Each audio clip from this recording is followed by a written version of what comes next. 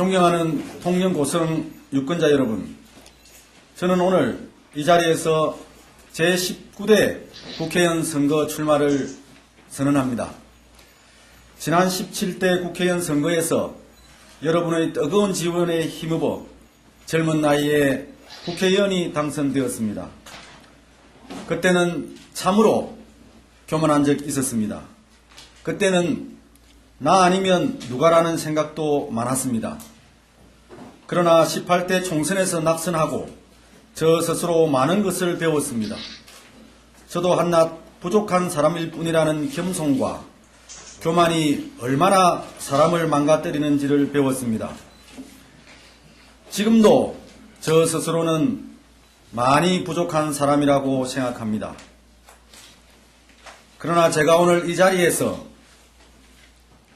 그런 모든 고민을 뒤로 하고 저의 부족함을 알고도 나서는 이유는 이제 우리 고향 통영 고성에도 변화의 바람이 있어야 한다고 생각하기 때문입니다.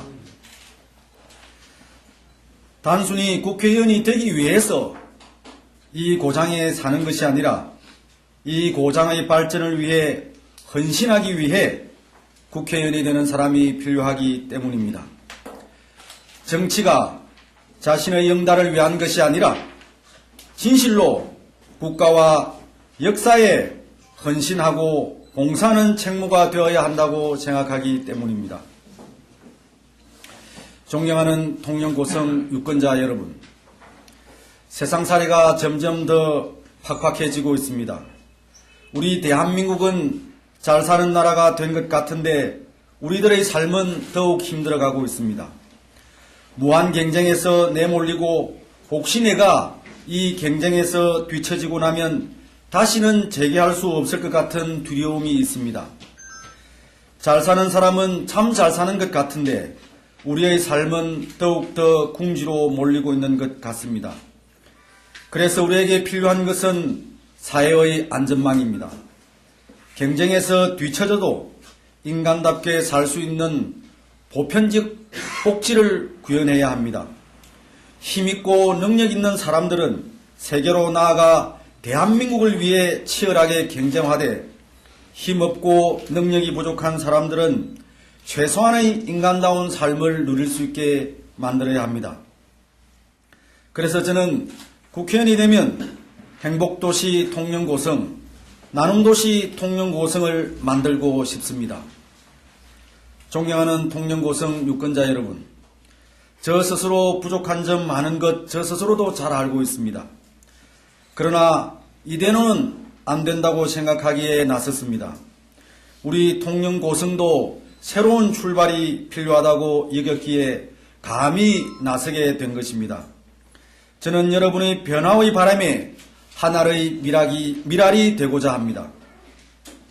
그리하여 우리 통영고성이 신명나고 살맛나는 고향으로 만들고 싶습니다.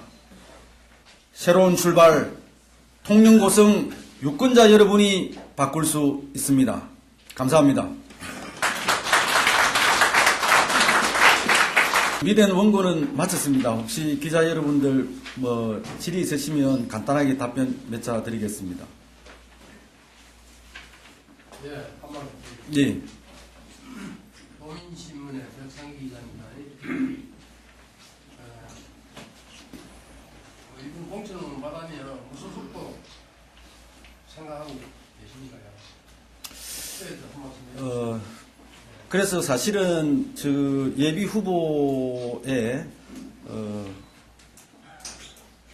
한나라당을 아직은 기재를 안 했습니다. 그래서 여러분도 잘 아시다시피 지금 정치 지형이 급격하게 변하고 있습니다. 그래서 한나라당이 계속 존속이 될지 아니면 한나라당이 새로운 당으로 재창당이 될지 저도 알 수 없는 입장이고 어제 서울에 갔더니 어제 여러분들도 아시다시피 한나라당의 보배 같은 김성식 정태근 의원님이 탈당을 선언했습니다. 그래서 정치 지형이 지금까지 한나라당 대 야권 이런 식으로 단순화되어 있었는데 아마 내년 총선에는 여러 가지 변수가 있을 것 같습니다. 그래서 저 개인적으로는 지금도 한나라당 당원이고 또 당비를 내고 있고 또 지금 현재로서는 한나라당 공천을 받기 위해서 최선을 다할 것입니다. 그런데 만약에 공천에 잘못된다면 어떻게 할 것인가 하는 부분에 관해서는 그때 결정하겠습니다. 지금 당장 뭐 제 스스로 공천을 받을 수 있다고 생각하고 있기 때문에 뭐 공천이 떨어지면 어떻게 할 것인가를 한다는 것은 웃기는 이야기 같고, 여하튼 저는 현재로서는 한나라당 공천을 받는 데 최선을 다할 것이고 또 그렇게 하는 것이 한나라당이 사는 길이라고 생각합니다. 지난 4년 동안 한나라당이 이렇게까지 온 이유가 많은 책임들이 현역에 있는 국회의원들이 한나라당을 잘못 이끌었기 때문에 이징역이 되었기 때문에 이 당의 쇄신과 변화를 위해서는 저와 같은 새로운 사람들이 당의 공천을 받아야 비로소 우리 통영 고성에서도 새로운 변화가 있다. 한나라당이 바뀌고 있다는 그런 상징적 의미를 줄 수 있다고 저는 생각하기 때문에 공천 문제에 관해서는 저 개인적으로 제 자신 공천을 자신하고 있고, 만약에 떨어진다면 그 당시 상황을 보고 많은 저희 지지자들과 함께 의논을 해서 결정하도록 하겠습니다. 뭐 정치라는 게 뭐 사전 조율이 있고 뭐 적극적인 지지라는 게 있을 수 있겠습니까? 다만 저는 이번 정치가 소용돌이를 칠 겁니다. 특히 저와 가까운 이른바 한나라당 내의 쇄신파들이 박근혜 대표님을 많이 압박하고 있다는 것도 알고 있습니다. 그러나 저는 개인적으로는 이번 대통령 선거에서 박근혜 대표님을 지지하고 끝까지 지킬 생각입니다. 그것은 만약에 지금 현재 뭐 대통령 후보가 뭐 박근혜 대표님이나 지금 아직 정치에 입문하지 않은 우리 안철수 교수님 같은 분들이 강력한 후보로 떠오르고 있는데, 저 스스로 17대 국회의원 또 도의원부터 시작해서 우리 한나라당으로서 공천받아서 도의원과 국회의원을 했기 때문에, 그리고 또 우리 한나라당의 가장 큰 보배는 박근혜 대표님이라고 생각합니다. 그래서 저의 총선 결과를 떠나서라도 끝까지 박근혜 대표님을 위해서 헌신할 생각입니다. 그런데 다만 아쉬운 것은 박 대표님이 내년 총선뿐만 아니라 대통령 선거에서 반드시 이기려면 이른바 쇄신파라고 하는 젊은 국회의원들의 목소리에 경청할 필요는 있다고 생각합니다. 그러나 어떤 소용돌이가 있더라도 우리 통영 고성 특히 지역에서는 박근혜 대표님에 대한 큰 기대가 있다는 것을 알고 있기 때문에 그분을 위해서 뭐 도와드리도록 최선을 다하고 있고, 또 그와 관련해서 제가 지금 오늘 그 출마 기자회견에 두 번째 단락에서 나왔던 행복도시 통영고성, 나눔도시 통영고성이라고 하는 것도 박근혜 대표님의 이른바 복지관에 맞추어서 만들어 놓은 표입니다. 그래서 같이 이제 21세기에는 뭐 이명박 대통령의 4대강 같은 토목과 건축 위주의 대한민국이 아니라 그야말로 소외된 이웃들에게 복지의 혜택을 줄 수 있는 그런 식의 복지국가의 틀을 만들어내는 것이 중요하다고 생각하고, 이러한 비전은 박근혜 전 대표님과 같이 그 비전을 나누고 있다고 생각하시면 되겠습니다. 저는 그 영남권에서는 지금 이 한나라당이 살려면 이른바 친박이든 친이든 상관없이 포용을 하되 나름대로 공천혁명이 일어나야 된다고 생각합니다. 예를 들어서 제가 생각하는 것은 옛날에 이해창 총재 시절에 김윤환이라고 하는 영남의 거물급을 공천을 주지 않고 공천혁명을 했습니다. 그래서 그러한 공천혁명이 결국은 수도권에 바람을 일으켜서 압도적인 승리를 가져온 때가 있습니다. 그와 마찬가지로 영남권의 공천혁명이 있어야 수도권에서도 그 쇄신의 바람이 불 것이라고 생각합니다. 그러한 측면에서 박근혜 전 대표님이 만약에 비상대책위원장을 맡아서 정권을 행사하신다면 그야말로 자기 사람부터 먼저 쳐내지 못하면 내년 총선이든 대선이든 어려울 것이라고 생각합니다. 그래서 영남권에 있어서는 정말 많은 분들이 불출마를 선언해야 된다고 생각합니다.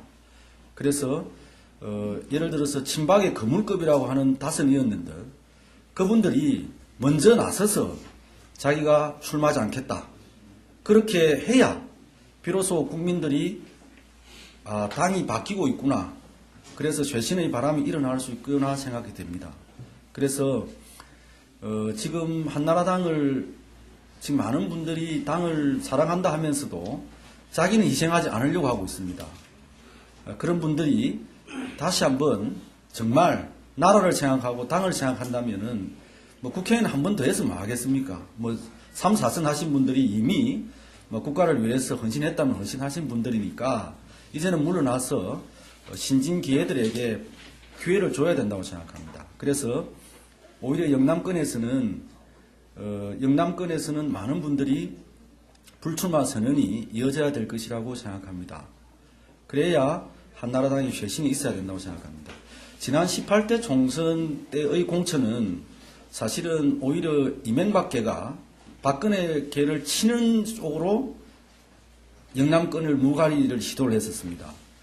그때는 그야말로 국민의 바람이 아니고 그야말로 정치공학적으로 이긴 사람이 진 사람에 대한 뿌리를 잘라내는 그런 작업을 했기 때문에 공천 파동이 일어났고, 그러다 보니까 뜻도 못한 친박연대라는 당이 20석 이상을 얻은 그런 엉뚱한 결과가 일어났습니다. 만약에 내년 총선에 한나라당이 그런 꼴이 된다면 뭐 보지 않아도 대통령 선거에서는 아무런 희망이 없을 겁니다. 그래서 이번 공천 과정에서는 그야말로 혁명적인 친박이든 친이든 어떤 행식이든 국민들이 신선한 바람을 느낄 수 있게끔, 그 신선한 바람, 변화의 바람을 못 일으키면 한나라당 총선에서도 지고 대통령 선거에서도 질 겁니다. 그래서 전체적으로 볼 때는 영남권에서는 뭐 친박이든 친이든 여하튼 우리말로 마해문 사람들 이제는 물러나야 된다고 생각합니다. 여러분들께 제가 기자회견문에서도 말씀드린 바와 마찬가지로 제 스스로도 부족한 게 많고 연약한 사람이라고 저도 생각합니다. 그러나 저 같은 사람이 다시 한번 이 국회의원 선거에 뛰어들어서 헌신하고 봉사하는 자세로 뛰지 않는다면 결국은 또 통영 고성에서는 기득권을 갖고 있는 사람이 또 그 기득권을 지키는 국회의원이 탄생할 수밖에 없는 구도이기 때문에 제가 이번에 도전하게 되었습니다. 이러한 부분 이해해 주시고 누가 과연 우리 고향 발전을 위해서 헌신할 것이고 또 누가 우리 대한민국과 그리고 대한민국 역사의 발전을 조금이라도 앞당길 수 있는 사람인지는 우리 통영 고성 유권자 여러분들께서 판단해 주실 것이라고 믿습니다. 그 판단의 결과는 우리 통영 고성 유권자 여러분들께 맡기고 저는 오늘부터 제가 할 수 있는 최선의 일을 다하면서 여러분의 선택을 받도록 노력하겠습니다. 오늘 기자회견장에 나와주신 기자 여러분들과 우리 유권자 여러분들께 진심으로 감사드립니다. 마치겠습니다. 감사합니다.